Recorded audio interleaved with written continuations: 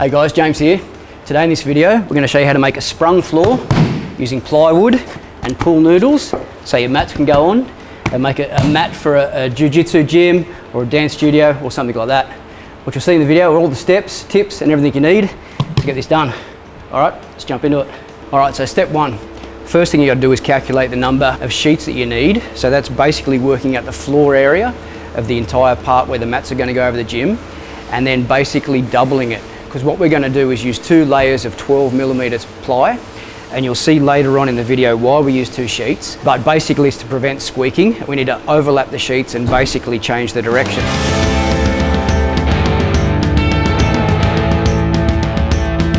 All right, step 2, once you know how many sheets you need, we're going to mark out a 200mm grid line on the back of them, and that helps us space out where the pool noodles go.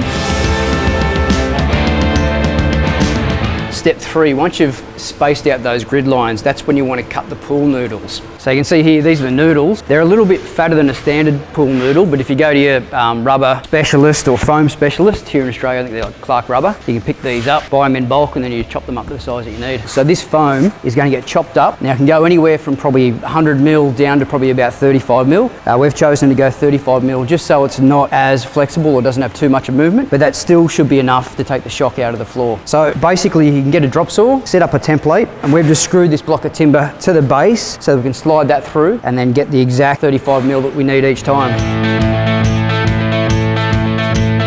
So what you end up with is little rings like that, and I'll show you what it's going to look like over there on the ply. So basically, where these points intersect, we'll be dropping those in, a bit of a pattern like that the whole way around. So we're just going to put a blob of silicone on those, pop them on each one of those, let them dry overnight, and the next day we'll be flipping that up into the area where we need to take it.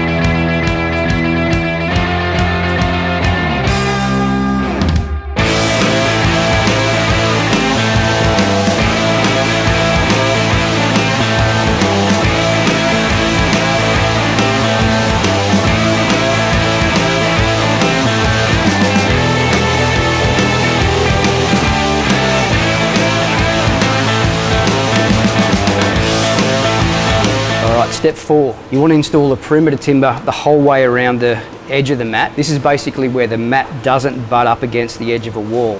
So what this does is help lock the ply in and also help lock the mats into position at the front of the mats or the side of the mats. Now you can see here we've used a 90x45 and a 70x35 to make up a T-piece, and the 35mm piece on the bottom is where our sheets are going to overlap over, and that allows us to screw them in position and to lock them in place.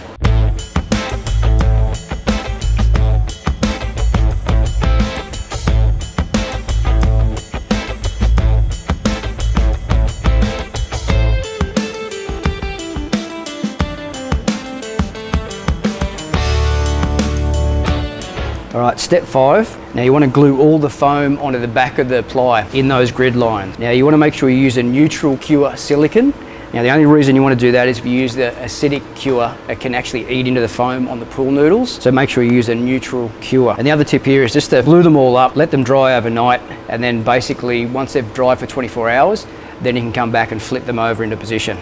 All right, so we've put in all this edge beam the whole way around. Now the thing you've got to do is make sure you have a timber fixed around the perimeter, the same size as the foam or the block that you're going to use. So this block that we cut is 35mm, and that's going to allow for the sheet to go over the top of this timber, and then we're going to interlock it down in the face here with some screws. And then what we're also going to do is run the ply the opposite way for a top layer. The reason we're doing that is so that we can join the ply sheets but without having them touching each other and rubbing and squeaking. I'll talk a little bit more about that later, but for now we're going to lay these first row down all the way through, and then we'll come back with the second row on top of that. Now step 6, once they're all dry, now you want to glue up the back of those pieces of foam, and now we're going to flip them and put them into position, screwing them down to the perimeter timbers first, making sure that we leave a 5mm gap in between all the sheets of ply.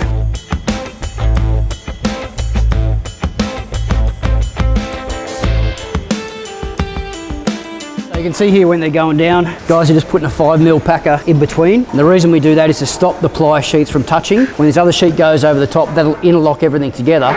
But if you have the ends of the sheets of the ply touching, it can squeak if there's any movement. So hopefully that'll take it out.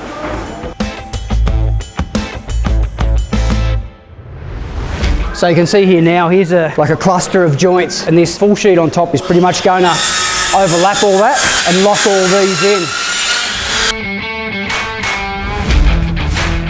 Again, just using a 5mm spacer to keep all those joins apart. If we get some screws in close to all these joints, that'll just interlock everything from underneath to the top ply. And yeah, it's pretty solid.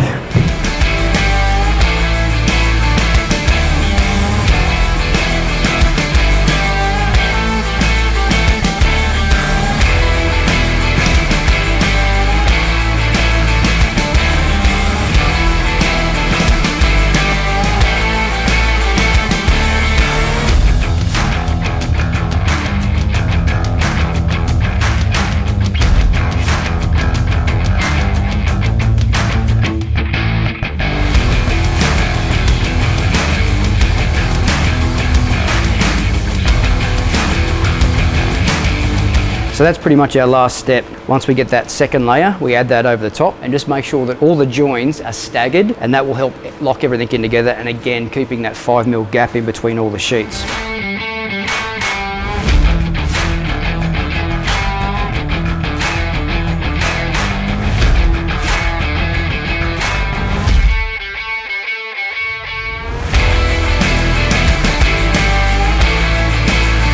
Right, this is the last piece to cut in, this little corner one, and then she's pretty much all done. Wags is going to cut that now, give it a sweep off, and then we're almost ready for mat.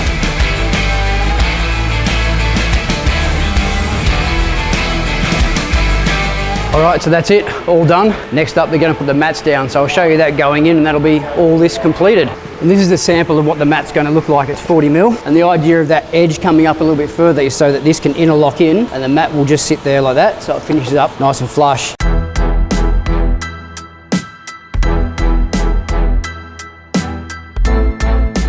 Here we go, the mats have arrived.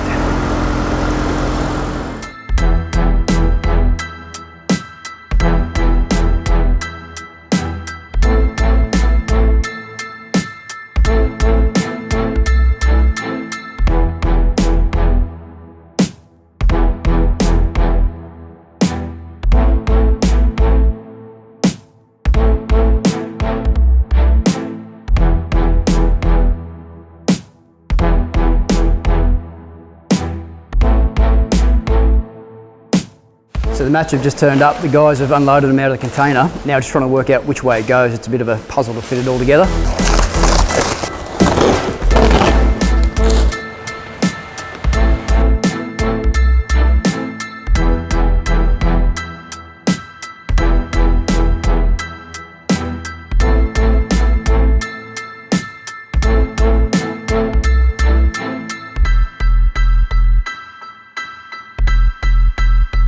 All right, so now you can see the mat's completely finished. The guys are actually getting to use them. Now this is only one of the smaller classes. This is just a lunchtime class, but there'd be nothing for the guys to have 20 to 30 people in here in an evening class or even in a morning class. The two mats get utilised quite well. So it does make a big difference having that cushioning underneath the mats. I know myself just rolling on there. Takedowns, rolls, just feels really comfortable. Really good place to train. All right, so there you go guys. That's how you make the floor using pool noodles and a bit of ply.